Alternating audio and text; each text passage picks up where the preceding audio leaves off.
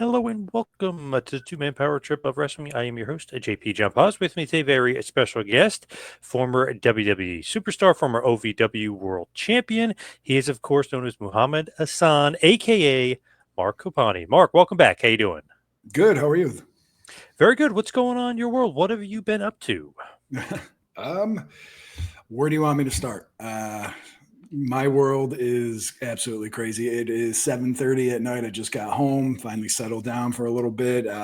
Busy days, busy weekends. Dark Side of the Ring came out a couple days ago. That went pretty well. Um, but yeah, I mean, I have 4 kids. So if you want me to tell you how Wow. how everything's going, we can be here for a while between sports and school and everything else. Hopefully we have some quiet. I told everybody upstairs that I'll be down here talking to you. So we'll see. We'll see how that goes. Oh, I know that. I know that feeling. You never know with the kids. They're very unpredictable. They Yes. can get loud in a second. Yeah. They like to, during the Zoom days, they like to walk by and just kind of look Yes. as they walk Yes. past the camera. It's pretty Yes. funny. So true. You know, it's funny though. I was thinking like, okay, Dark Side of the Ring. I was like, but the guy, he still looks great. He looks almost like younger than he did before. He's got a beautiful Mm. family. He's a principal. How are they going to do Dark Side of the Ring? That was my like interpretation before I saw the episode. I was like, how are they going to make that Dark Side? Yeah, when they approached me about it, I really wasn't interested because I love Dark Side of the Ring and I've seen every episode and it never ends well. There's always Right. some sort of addiction or tragedy. So they approached me about it and started talking about some of the ideas they had and the kind of piece they wanted to do. And when we first started, it was more about exploring the controversy in the ring, what had happened around the angle, more of a world view of what was happening at the time and how it affected the angle in the ring in WWE. When I went to Buffalo and I did the interview, we spent like 6 or 7 hours, and it was very in depth. They did a really nice job. Dark Side of the Ring is a great group of people to work for. It became a lot more about me, and I think that they said that that's where they started developing the idea that a lot of it's going to be about me and my experience and my journey, from OVW through the WWE until the present day. And so I was sold after that.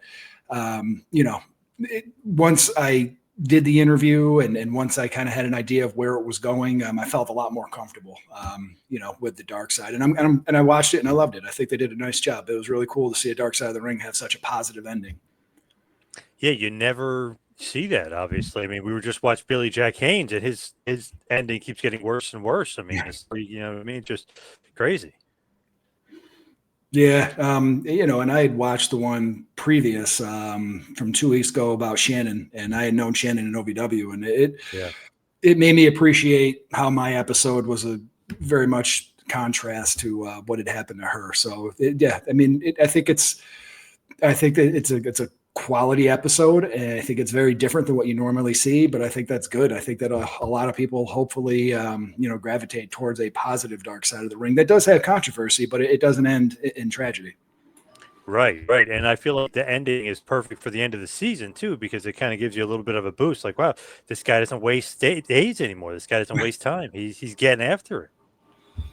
Yeah, they had made a comment because I had spent some time screenwriting and I had spent some time acting, and they had made a comment about how poetic some of the things that I said were, and in my background, how that affected it. But they did a nice job of editing and putting it all together.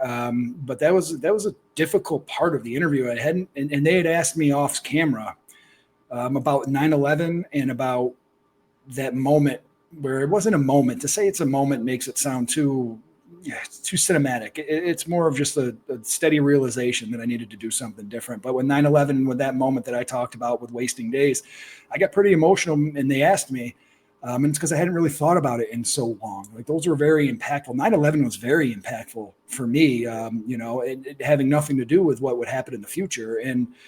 And so talking about it, I got pretty emotional, and it does come across a little bit on camera and on the show. And then talking about, that moment of sitting there and feeling like my entire world was collapsing. And, I'm almost 30 years old and I have no idea what I'm going to do. That was a difficult thing to really express. So I'm glad it came out so well. I in my mind, after I had done it, I had come home and I had talked to my wife. And I'm like, they're going to have me crying like a baby on camera. Like, I just pictured myself red eye, blubbering, and that's not how it was. But in the moment, it was very emotional to kind of relive. So it was a great ending. I think a great ending to the season. And I think it kind of, again, it hits different than any other Dark Side, which I'm really happy about. When they initially like came up to you, did you think like it was going to be positive, or did you think that they were going to shape it and make it like into just complete negativity? Like because the show can be a little negative, obviously.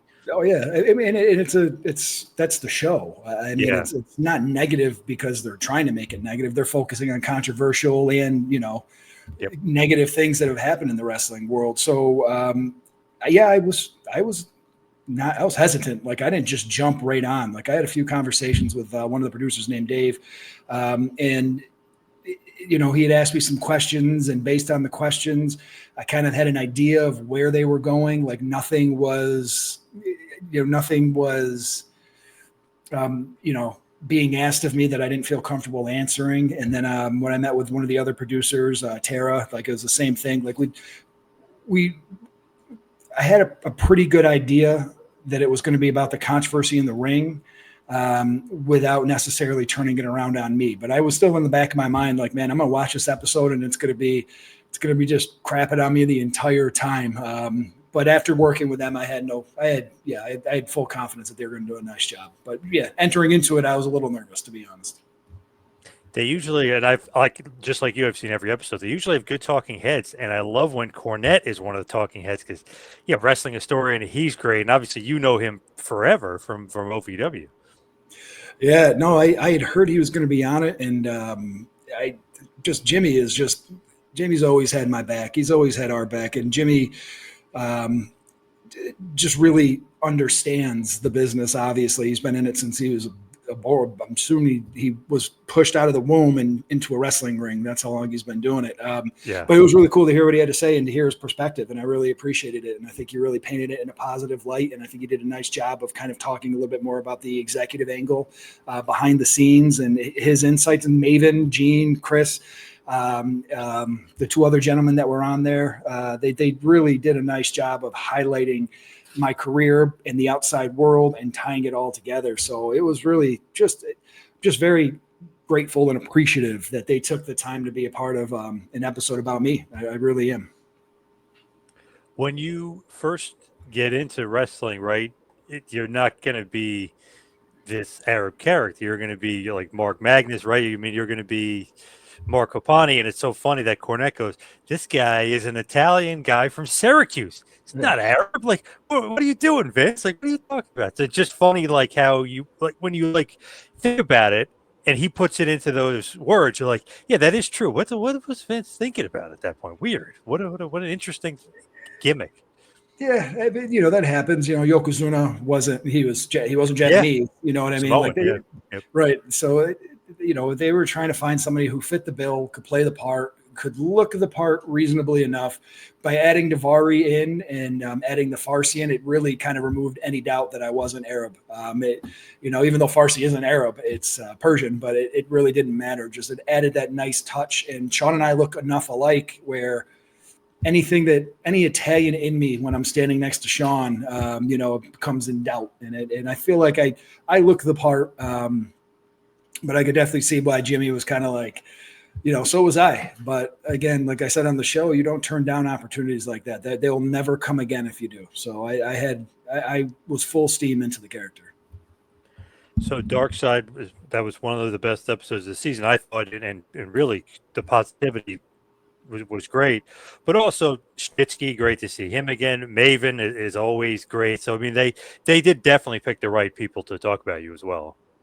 Yeah, they did. They'd asked me for some suggestions, and I had suggested a few people.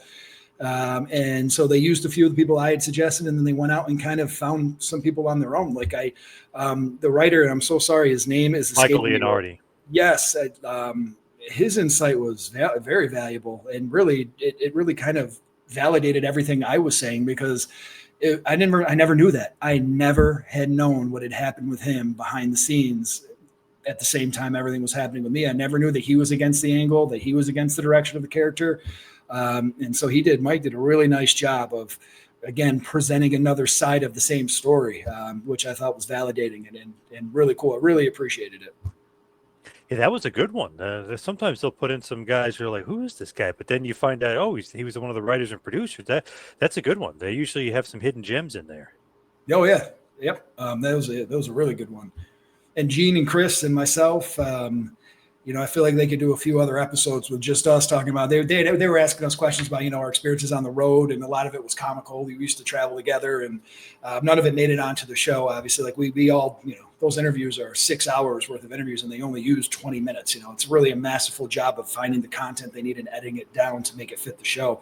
But just talking to them again about the show was really cool to kind of reconnect. I see Gene. I saw Gene last year in Pennsylvania. I haven't seen Chris in a long time, but just kind of reliving the experience. I reconnected with people I haven't talked to in a while just to ask them what they remember. I called Johnny Jeter up. What do you remember? I used to wrestle him in OVW. I called Sean up. Obviously, Sean, what do you remember? Because 20 years ago is a lot of time, and a lot's happened in 20 years. So, to be able to reconnect with my friends and relive and really help me remember and then see it come together. Just an amazing experience.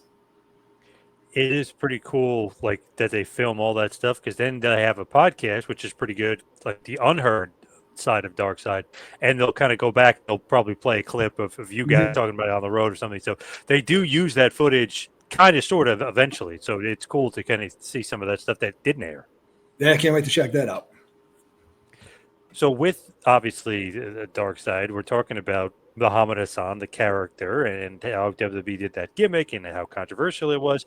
When you're talking about it on the show, and I'm thinking about it as a fan too, from a certain perspective, when they start changing the character and going down a different road, is it Stephanie or Vince that's so convinced that the character should be kind of more evil and kind of more terroristic, if you will? Like who's kind of behind that?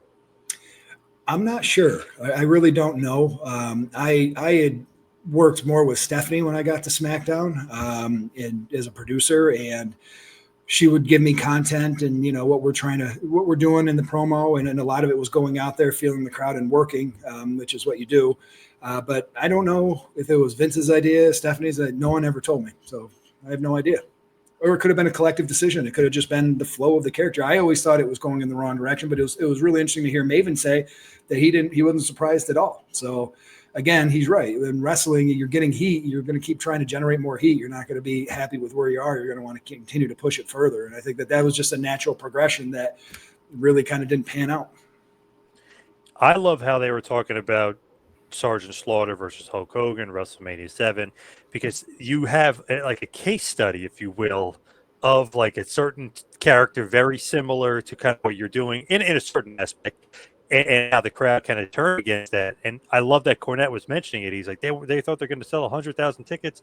They only really sold like 20,000, and they basically had to move the arena. They fans weren't comfortable with the Gulf War stuff. So I feel like, right, that was a good case study to talk about. Yeah, it was. And I think it really kind of illustrates the point that people go to a wrestling show to forget about what's happening in the world. I mean, you again, skim the surface of modern events in wrestling because it generates heat and relatability. But if you're going to a wrestling show, you want to be entertained and you don't want to be reminded of some of the real world tragedies and things that are happening. And I think that was what happened with WrestleMania 1. And I think eventually it's what happened with Muhammad Hassan. I mean, the character was hated, but he wasn't really, he was a heel. We did heel things, but he was also, I think, hated because he was bringing reality into the wrestling show and reminding them of what's happening in the world that they're trying to forget. And not only that, he's blaming them for why it's happening. And so that was the real heat right there. But obviously, eventually it just kind of ran its course with everything that had happened with London and the direction of the character. And people don't want to see that. They don't want to be reminded of some of the awful things. Darkseid did a really nice job of illustrating the beheading and the things that were happening in the Middle East and how it was very easy to watch those segments and make that connection, which became distasteful. That was really good because I didn't know that. Obviously knew about the beheading, but I didn't know about the 5 guys in the video, the real video, and then the 5 wrestler. The way WWE did it and set it up. No idea, right? That's crazy. And I don't know if that was intentional or not. I mean, I have no idea. I didn't know that either. I learned a lot watching that show, especially about, like I said, what other people were saying and things that were tied in from the real world. But I had no idea about the 5 guys. And like I said, I don't know if that was planned or just a coincidence. But it again made it feel all too real. Do you remember who the heck the guys were that played the guys under the hoods? I could see some of their faces. Val Venus was one of them, and that was always my joke. And I think I said that in a off air promo when I was kicked off of television. I did say that, talking about 5 Arab men in ski masks, and I made the point: how do you know they were Arab if they were in ski masks? Because they were all very white. Val Venus played Right. one, and I could see the other guys, but I can't remember. It feel like it just happened so quick, and it was 20 years ago. And when you're getting out there and you're wrestling, for me, it was just so consuming that, a lot of the details I have lost over time. It looked like maybe the Shane twins, Todd and Mike Yes. Shane, right? That's Yes. who kid looked Yep. like. Those are the faces I can see. Just going to remember their names. And then I don't remember who the other 2 men are right now or were. Interesting. Like, was it going to be like an actual faction, or like were they going to be revealed to somebody, or is this just a generic kind of thing they were going to do? I think it was generic. And I mean, I'm not small, but I'm 6'1", 225 pounds. I think a lot of it had to do with making it believable that I'm going to get in the ring with the Undertaker with the little experience that I had at the time, in my opinion. And I had good matches with Undertaker and house shows, but I think it was a lot of it to leverage heat. And I'm also going against one of the biggest names in the history of wrestling. So I think having those guys not only generated heat, but it also gave some legitimacy to my ability to win a match against the Undertaker, in my opinion. And I don't know, but how many times do heels have other bad guys come out and beat up the good guy? That is as old as wrestling is. It was the Yep. context in which it was shown, given what was happening outside of the ring at the time, that really led to the assumption that it was Arab men in ski masks and this was a terrorist angle, we were pushing it, but you know what I mean? That's what made it so different, and that's what made it so controversial. It wasn't what happened that made it controversial. It was all the details around it. To me, classic heel. Not that you're small by any stretch, but when you have bigger guys with you, and one of the guys that's smaller with you is getting beat up, and you're letting him get beat up, and the big guys are agreeing with you to let him get beat up, that gives you more heat too. Because it's like, why are they following this guy? He's letting his little friend get beat up, and the big guys are agreeing with him. So I love that kind of heat that you can Oh, yeah. generate too, because people obviously subconsciously are like, wait, why are they listening to this guy? Right. Well, yeah. I mean, and it makes me look like a coward. And Yes. that's a whole different kind of heel, the cowardly heel. Yep. So, but yeah, it is what it is. I don't know. When you like look at that, right, and all that stuff is going on, and you're sacrificing Davari and stuff, are you questioning creative at all, or are you just thinking this is classic heel stuff, keep it coming, like it's getting tremendous heat? No, I did. I questioned it. I started questioning it when we were brought over to SmackDown, and not just the direction that we were going, because we always had used religion and praise Allah as a means of generating heat and identifying the character as Muslim or Arab American. But when we moved over to SmackDown and the character started taking on a more radical tone, it felt different, and it felt like a different kind of heat. But I also was concerned because SmackDown was on UPN, which was network TV, Yeah. and you could get away with less on network. I mean, on cable at the time, South Park was saying fuck 600 times in an episode. But on network TV, there's a lot more regulation. And that was when I had approached Stephanie and I'd said something about that. And, her response was basically like, annoyed, and this is a big opportunity, and I don't think any of them foresaw this happening, because no one would have foreseen London happening. But my concern was for both. I didn't like the move to SmackDown for the character, and I didn't like the direction of the character because I thought we were getting too close to the line. Why did you want to be on SmackDown versus Raw? Was it just because of USA or like cable versus the network? That was the concern I voiced. Yeah, okay. Well, and I would rather have been on Raw. I was comfortable on Raw. I had a lot of friends on Raw. SmackDown I adjusted to, but I definitely didn't want to leave Raw. I loved being on Raw and just everything about Raw, the feel, the live feel. But I adjusted to SmackDown, and obviously I had friends on SmackDown as well. But it was really the fact that I knew that we couldn't get away with some of the racier and edgier things that we were doing on Raw, because it's just a different ballgame when you're on network TV. Do you think like some of that character is plucked from, like, let's say Iron Sheik or something like that? Do you think that, or is this completely opposite or different than an Iron Sheik type character? It originally started like an Iron Sheik character. I remember one or two of the house shows when I first started doing house shows before the character debuted. They had me doing a fake accent. So it wasn't always an Arab American character. They were going to be Arab characters. And it was a lot more cartoony and stereotypical, and the things that we were saying weren't related to being an Arab American. So it started out that way. But things changed as we began filming the vignettes and realized that the real heat wasn't being a foreigner, it was being from the United States with these feelings. And to me, that's much more powerful. I mean, someone from another country could hate the United States and I was like, yeah, all right, whatever. But if you're from the United States and you hate the United States, people take that personally. And I think the shift in that from a foreign heel to a domestic heel, from with another background that was, again, not really liked at the time, really made that character powerful and meaningful. And I think that's where the heat came from is, yeah, I'm American and I'm mad at all of you. And they could easily look at me and be like, well, you're American, and you hate this country, then leave. So the heat worked two ways. It really did. My anger at the way I was treated and the anger of people at how I was reacting to it really kind of created that much heat. And that was why the character got so over so quick. Do you think it's like a patriotism type thing? Like, how could a guy that lives here be so against us? How could an American be so against America? It's the same with anybody who comes to this country and has an issue with it. If you don't like it, leave. And I think that was a lot of what I heard from the crowd, and that was a lot of what they had felt. If I don't like being here, then leave. So yeah, everybody, it taps into everybody's patriotism when you're shitting on their country. It's not like I was going out there and burning flags, but what I was saying, man, and especially when I went out there initially with Mick Foley and started bad mouthing the troops. I mean, that was it. Again, it's the whole adage: if you don't want to be here, don't be here. That's a pretty good back and forth between you and Foley. Quite an introduction too to kind of like the main roster, if you will, right? I mean, that's taking it up a notch. Yeah. And I was really proud that I was able to go out there and handle myself with Mick Foley. Doing a promo with Mick Foley, though, is kind of like riding a bike with training wheels. Like, he's just so good, and the way he can lead and the way that he can generate that emotion. Watching that back on Dark Side was really cool because I just hadn't really thought about it in so long. But that was the first time I ever really had. I mean, I had been in front of a crowd doing, it's doing the dark matches and house shows, but being in front of a crowd that big on live TV, it was just kind of, to me, it's kind of amazing that at 24 years old, I was out there doing that. And it was a great promo. And I really could see that I felt everything that I said, and you could see it on my face.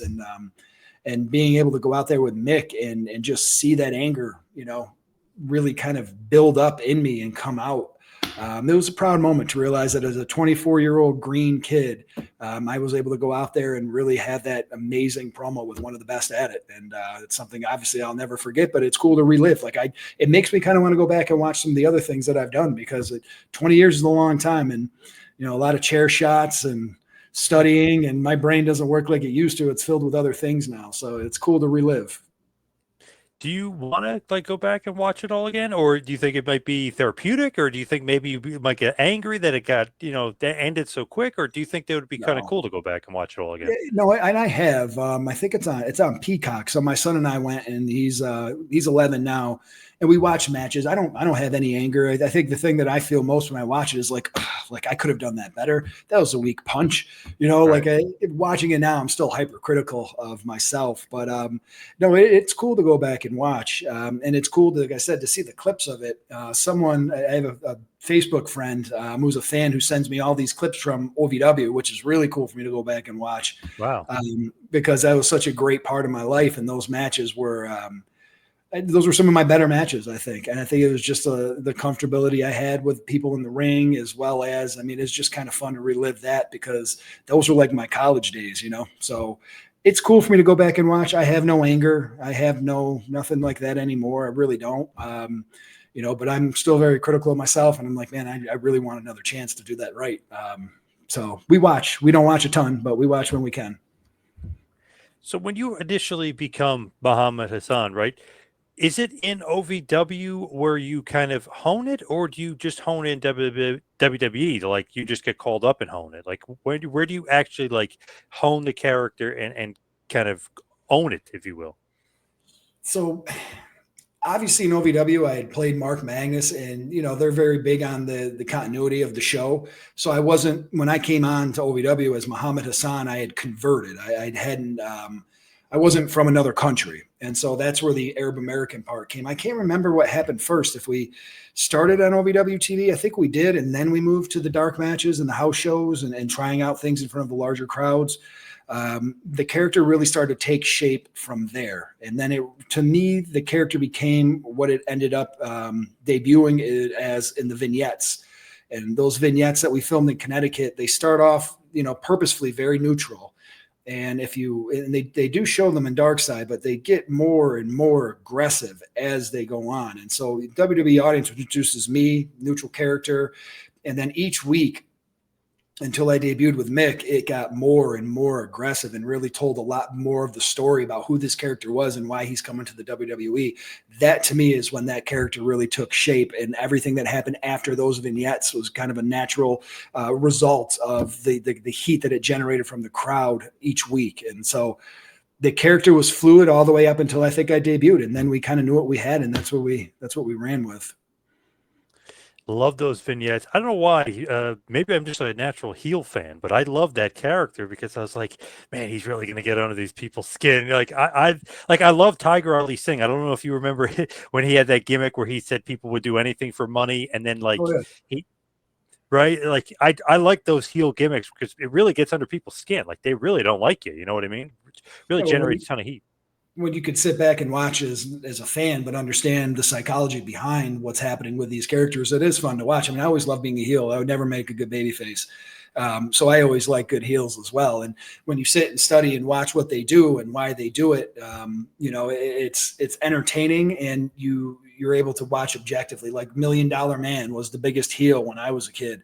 Yep. And I still remember when the kid was bouncing the ball and he was going to give him $100. He hit like 10 dribbles, and then on 9 he knocked it away, and that was heat. But it's very purposeful, and it's very planned, and it's psychology to generate emotions out of a crowd. That's what wrestling is, babyface or heel. Do you remember that Tiger Ali Singh? Remember that gimmick that he did in the Attitude Era, or were you not watching then? I don't really remember very clearly. No. Oh, because it was kind of like there, and then it was gone. Like I don't know. I feel like there was so much more to do with it. But basically, he's Indian, if you will, or he's got the headdress on and everything. But he's saying that he will pay somebody to do something, and they'll eat fungus, or they'll lick toes with fungus on it, or like they'll do all this disgusting stuff. Very $1 Million Man-esque. Right. But the crowd just, I mean, they ate it up. And if you remember the quarter-hour ratings, they used to pop. So obviously people were into the gimmick. I mean, it's just easy heel heat, but people, and he's a foreigner too. So it's like, they don't like him because he's foreigner, and then he's telling them what they'll do for money, and then they actually do it. So he's kind of right in essence. Mm-hmm. Yeah, that's easy heat. That's good heat. And that's heat the crowd wants. They want to be upset with that. That's why they go to a wrestling show to boo, just as much as cheer. And then Muhammad Hassan is the same type of thing where it's like, what they're believing, they believe they're the babyface. They believe that they're correct, right? I mean, that's like the essence of it. Yeah, I remember reading in a magazine a quote from Brian Cox. Brian Cox, a character actor. He plays bad guys quite often. And he said something, paraphrasing, to the effect of, the villain never thinks of the villain. To them, they're the hero. And I never forgot that. And I think that was very clear in how I portrayed Muhammad Hassan, as he never thought he was a bad guy. Even when he was doing bad things, he was doing them for the right reason. He was turning the tables, with any means necessary. So, if you're going to play a villain, you can't understand any perspective other than that villain's perspective, other than that perspective. And you have to believe that you're absolutely right. You're the hero of your own story. And to Muhammad Hassan and Sean Daivari, they were the heroes. They were doing what was right and fighting for injustice. Did you end up picking Daivari? I'm trying to remember the story behind Daivari. Was he picked by you, or was he picked by somebody else to be with you? He was picked by somebody else. He was working indies at the time, and he was doing an Arab gimmick where he had like the magic carpet, and he'd jump off the rope with the magic carpet, the flying carpet, like Aladdin. They picked him. They flew him down. So I met him when he got into OVW, probably six months to a year before we started the gimmick, something like that. We worked on it, obviously, when he got down there. But Sean's a good dude. Sean's still a good friend. And like I said, I relied heavily on him just to kind of jog my memory and talk back and forth about some of the experiences we had, which was really helpful. That's nice. That's cool that you guys are still friends after all these years and after all the controversy, if you will. Not obviously not caused by you two, but very cool that you still stay connected. We try different lives, different world. Whenever he's in Syracuse, he'll come and we'll hang out. Last time they were here, we hung out. Before that, he came over to my house for Easter. Whenever they're traveling and they're in town, we definitely connect. So I wish I got to see him and hang out with him more often because we always have a good time. But like he's on the road and I'm here, and like I said, we live very different lives now. And it seems like WWE's traveling the globe more often. They're doing more of these overseas shows, and obviously he's along the ride for those. They're just everywhere nowadays. I'm sure it's more of a global product, and there's a lot more money overseas because they're not there as often. And I'm sure they could pack arenas. That's a very smart business move. It's a pain in the ass to travel overseas, but I'm sure the money that the boys are making make up for that. Oh yeah, big time. So you were talking about obviously the vignettes, the Foley thing. Like you start building it up and start building the character. When you're doing like the dark matches and that type of stuff, are you getting a feel for the character, or is it's something different? Like I remember I used to always go to all the house shows back in the day, and Kurt Angle was constantly opening match, constantly working on whatever he's working on. But it's funny to think like, wow, like this is Kurt Angle years later, maybe basically a year later, he's on the main roster and he's dominated. What was it? Was it just character wise, or was it in ring stuff too? You were working on in the dark match. Oh yeah, no, both. They put me with. I worked a lot of the mid Carter guys at the time were just great technicians. Rhino, Val Venus, Hurricane, obviously Shane Helms. I was green and I was an okay wrestler and I was pretty athletic, but I was not a gifted wrestler by any means. And I was working with some very gifted wrestlers just to get me more experience in the ring, work with guys who were good at calling matches, veterans who had been there. So I was really fortunate to be able to work with such a great group of guys who really kind of taught me what I needed to know to be competent enough in the ring to be able to work with someone like a Shawn Michaels eventually, or Chris Jericho or an Undertaker, and to be able to hold my own in a sense that I don't screw it up. My dark matches, and when I first started on those house shows, it wasn't just to build the character, it was to build me. I mean, I'd only been wrestling for like 4 years at that point. I was really green. And I had great experiences. Some of my most fun matches were against those guys. And I still love, I still remember working Hurricane, and Shelton Benjamin was another one I got to work a bunch. Like these guys are really talented wrestlers, and, I can't hold a flame to them, but they're going to show me everything that they can. And that's how I learned. But if you have the look, right, that's halfway there, right? I mean, you got the look.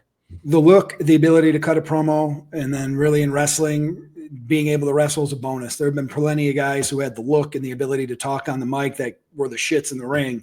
I don't think I was that bad. I wasn't that bad. I think I was a decent wrestler, but I definitely wasn't as talented as a Shelton Benjamin was. But that didn't matter. You have everything else. You look competent in the ring, then you can make it work. And that's what we did. Sean was a much better wrestler than I was, Sean Daivari. It's just funny that he's the manager and I'm the main attraction when Sean's a way better wrestler than I ever was. And he got in the ring, enough. But that's it. That's the irony of wrestling. It doesn't matter. It's not a business that's built necessarily in 100% skill. It's a sports entertainment, and it's the entertainment part of wrestling that really draws. I love the entertainment value because you didn't have a match at WrestleMania 21, but I loved you and Hogan doing that spot. That was awesome. That was one of obviously the most memorable moments of WrestleMania 21 to me. I love the Hogan Muhammad Hassan spot for that show. It was one of the most memorable moments in my entire life. Working with Hogan was great. Obviously, I told a story, but I grew up watching wrestling, and I never forget WrestleMania 3. We lived in the city of Syracuse, and I had walked to a friend's house, and I was 8 years old, and I can still vividly remember watching WrestleMania 3. I can remember Piper's Pit where Andre ripped the necklace off of Hogan. Like, I don't remember much about being 8 years old, but I remember that. Yes. And I remember I went to my friend's house, and then afterwards I went out to a payphone and I called my mother Colette to come walk me across the street because I knew enough not to cross the busy city streets. But like I said, there's not a whole lot that I can sit here and recall from 1988 or when I was in 1988. 87. '87. So I was Yeah. 7 years old. Not much I can recall from that, but I do remember Hulk Hogan and the Giant. So to be able to get in the ring with Hulk Hogan, and I'm a huge fan. I don't know. I'm sure you've seen on HBO the Andre the Giant documentary. Oh, great. Loved it. I've probably watched it 5 times. Like I not Oh, only do I nice. love the story of Andre the Giant, but I really love the way they tied into the old school territories and watching all those videos from like the '70s. It was really cool. So like, and I made my son watch it with me, and I'm like, so I wrestled Hulk Hogan, so it's like I basically wrestled Andre the Giant. And it's obviously no, but so to be able to work with him at WrestleMania and that angle with all the history and everything that he's done for the business, I mean, that's a, that's one of the top 5 moments probably of my entire life. That was amazing, and I think maybe people might forget it. One of the loudest pops of all time, Madison Square Garden, when Hogan makes his return to save Shawn Michaels. I was at that show. My God, that was loud. It Holy moly! was so loud. And it's like the expression blew the roof off the place. That's where that comes from, because standing in the middle of the ring, and it was almost like I was floating. I don't know how else to describe it. It was like the sound waves were lifting me off the mat. It was so loud. It's funny you were there, because I'll never forget that pop. That's the loudest pop I've ever heard. And so to be front and center in the middle of the ring, watching Hogan work his way down with that pop, because I don't think anybody knew he was going to be there. I think it was a complete surprise. Yes. It blew the roof off the place, almost literally. It felt like I was levitating in the middle of the ring. I've never experienced anything like it. That was so amazing too, because I had no idea he was there, and it was just like happenstance. Like, oh my God, Hogan! This is crazy. I remember a friend of mine at the time. His uncle literally said he couldn't hear me; that his eardrums popped. He goes, "I can't hear. I can't." And he's like, "My eardrums." I was like, "Get the hell out of here!" I was like, "That was so loud." You get the goosebumps. You're all excited. He's like, "I can't hear." In the way that they set it up, people knew something was going to happen. Like they knew something was going to happen, but I don't think anybody expected that. So yeah, now that was such a cool, and Madison Square Garden. I mean, I'm from New York. I'm from Syracuse, which is upstate, but I was in Madison Square Garden a few years ago. My wife's cousin is a guitarist for Lionel Richie, Ben Morrow. And so he invited us to a show, and we got to go backstage after the show and meet Lionel Richie and kind of hang out with the band.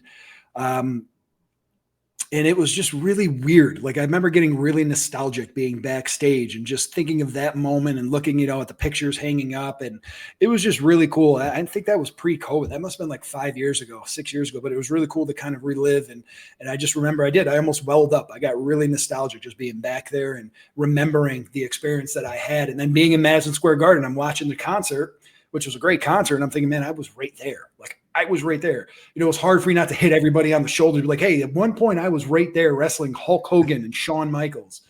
Right. Really cool moment. And then we ended up wrestling that tag match at the Fleet Center in Boston, which was another really fun match. One of my better ones, I think. Well, one of my better experiences and moments. So good. I just love it. It's like a natural thing. Hogan, USA versus the, foreign, but like kind of like the foreign heel. It just goes hand in hand. It's just perfect. You can't get more perfect than that.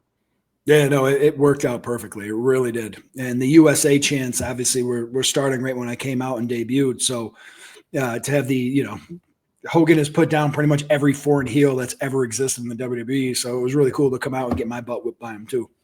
Yeah, oh man, it's so good. And I remember that era too, because I was like, man, there's not really like much good stuff going on. And like, I don't know, creatively this and that, but I was like, I like Muhammad Hassan. He's getting so much cheap. As like, then Hogan returns. I'm a huge Hogan fan, obviously since '84. So it's like, geez, this is unbelievable. Like, this is awesome. I love that feud. It was great. Mm-hmm. Oh yeah, and what's funny is I think at WrestleMania he was filming the show Hogan Knows Best. And so I met his family, and they're filming the show. And it was years later when I was in LA. It's just something that sticks with me. I can't remember who it was, but someone's like, "Hey, I know you," and it's like, yeah, like I'm the wrestler. I'm like, you were on Hogan Knows Best. I was like, oh, yeah, I guess I was. Like they had no idea that I was in the WWE, or they didn't care. I was just on that reality show, so that's how they recognized me. But he was really cool to me. I remember standing down there. I met him once or twice, and we're down at the ring before the show, and he came up behind me and picked me up, gave me a big bear hug, and I thought he was really professional and he was really cool and just warm. And, again, that's someone that I grew up watching and idolizing. So to be able to stand in the ring with him or stand next to him, just planning a match or talking about a match and having him be so cool, it kind of reminded me of, before I got into wrestling, I went to school in Buffalo, New York, and I was at a Gold's Gym in Buffalo, New York, where I worked out, and The Rock was there because they were doing a show. And so I'm really usually pretty reserved and quiet, but I worked up the courage. And I remember he was doing legs and he was doing standing hamstrings. And his fucking legs are huge. Excuse my language. He was at the Shake Bar and I worked up the courage to go and introduce myself and talk to him. And he was just so cool and friendly. And it wasn't just like he took the time to talk to me. And that was another one of those moments where I was big into wrestling and I wanted to be a wrestler, but it was like, it was really, I don't even have a word for it. It was just really cool to know that somebody in his position who had accomplished what he had, was still so great to fans and people that that's the way you have to be. And so working with Hogan and that experience with The Rock and a lot of other guys in the locker room, that's the way you have to be. And I really appreciated that. And it was kind of a lesson on that's the way you need to be. That's how you got to treat people. To me, and I've met a ton, thousands of wrestlers, and obviously been a huge fan for decades. Hogan, I got to be honest, he might be the nicest wrestler I've ever met. Just as far as like in-person autograph signings, he makes. And I was listening to him with other people, listening to him with my friend, listening with me. Like he really makes everybody kind of feel like, hey, brother, And he'll like a different anecdote for each person. And like I remember one time, me and my buddy met him at an autograph signing, and for some reason he was joking around with us because we were like, oh, I can't believe you lost to. This is 2002. So I can't believe you lost to Brock Lesnar. Why aren't you getting a rematch of Survivor Series? So we're bullshit for a few minutes. The guy's trying to like rush us along, and he's like, "Hold on a second, bro." He's like, "We're talking here because I'm talking to two Hardy Boys, and obviously look nothing like they're Hardy Boy. We're probably me and my friend are taller than them." He goes, "You guys look like the Hardy Boys." We're like, "Come on, come on." He goes, "But you're right. We're talking about Big Show. Why did Big Show get the match instead of him?" So we got our old book signed. And he's calling us the Hardy Boys, joking around. We waited to be the last people in line to meet him for a second time.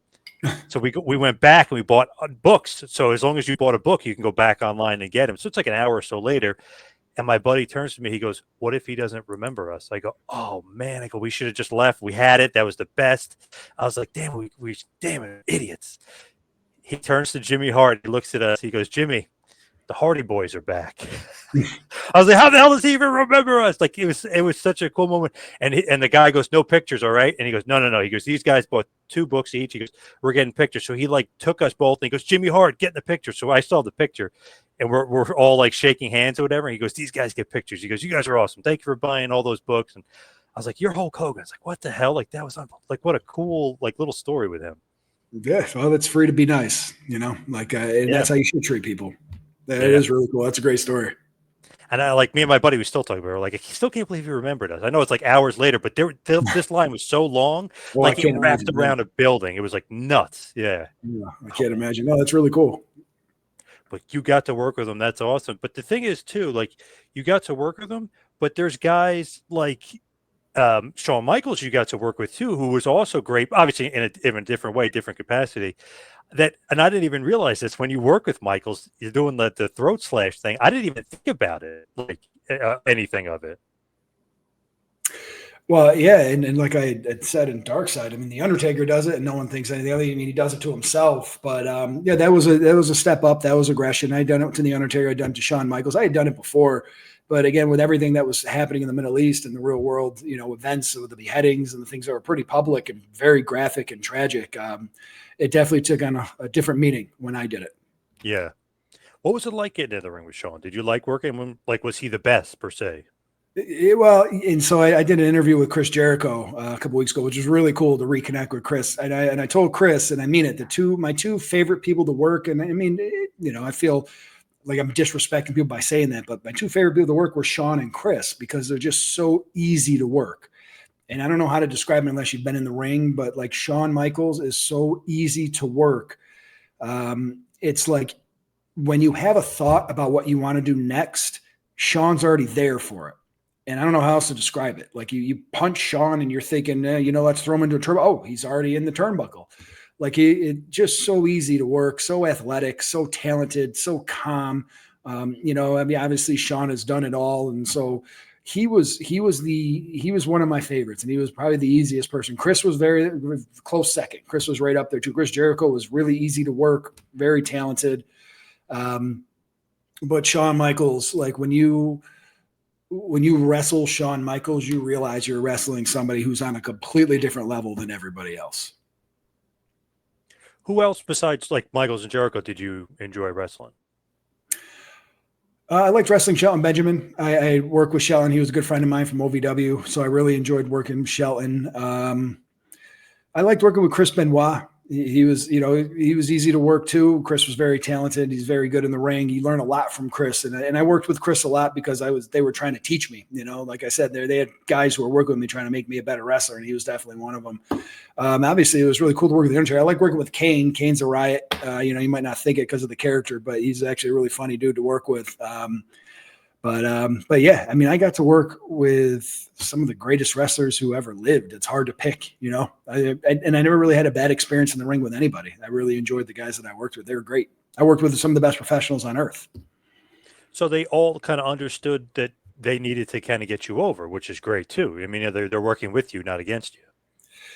When you're working guys like Shawn Michaels and Chris Jericho and Undertaker and Kane, they want you to be over because the more over you are, the more over they are. The more over you are, the more money you make. I mean, you draw based on the house, and if people are coming to watch you get your ass kicked, then they want to put you over because they're going to make more money doing it. When obviously that feud starts with Undertaker and he takes out Daivari first, did you have any inkling like that was going to be like the beginning of the end, or did you think that was going to be the beginning of a big push towards the world title? No, I had no idea. I went to sleep that night, not thinking anything of it. I went home. It was, I think, Tuesday we taped it. I woke up Thursday. London bombing had happened. I don't think I really had any idea what was going on until maybe I got till Thursday, or maybe when I got to the show. I think it was Friday or Saturday when I realized the controversy and what had really happened and how it had really played out on TV.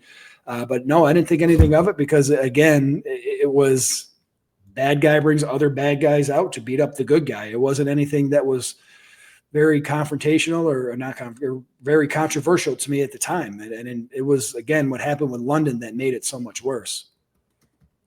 When you look at like that feud with the Undertaker, is that almost like basically a sign of like, hey, like you're really over, like we really like you, you get to feud with the Undertaker now? Is that in your head at all, or is that just like a fan perspective?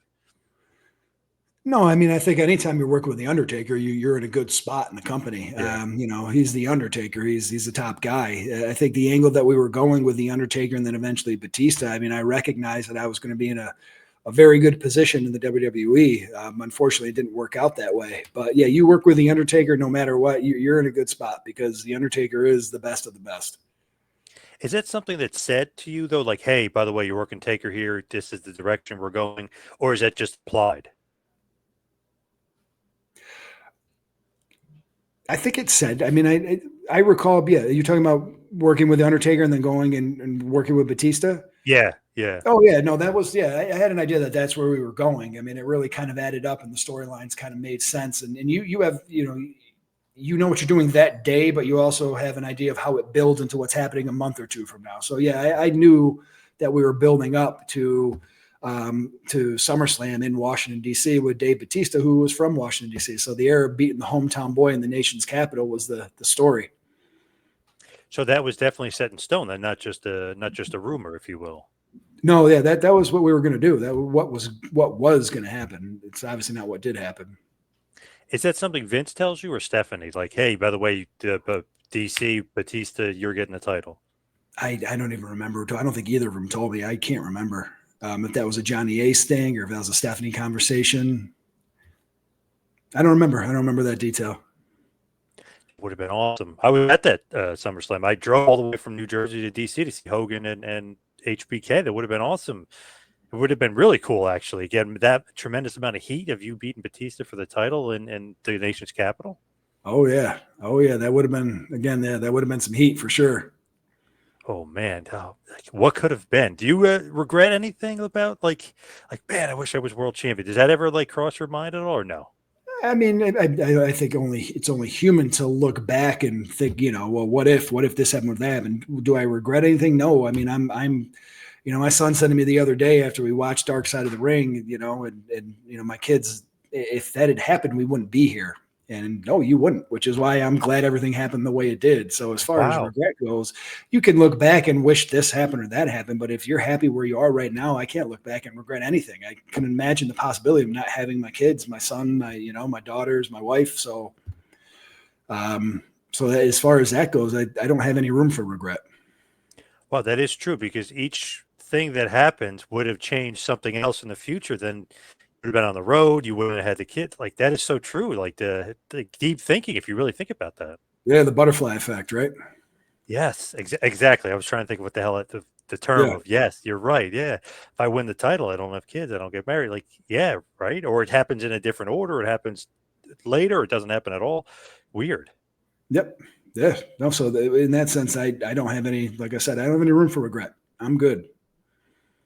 Now, Undertaker actually like killing you at the pay per view, killing you at Great American Bash. Is that the explanation? Is that what they're saying? Yeah, I don't think it was an actual murder. I mean, I think it was just a symbolic death of the character where they know that character is gone and never coming back on TV. So as we hit the wind down here, head towards the finish. What is next for you? Where could everybody find you, follow you, maybe see you, social media and otherwise?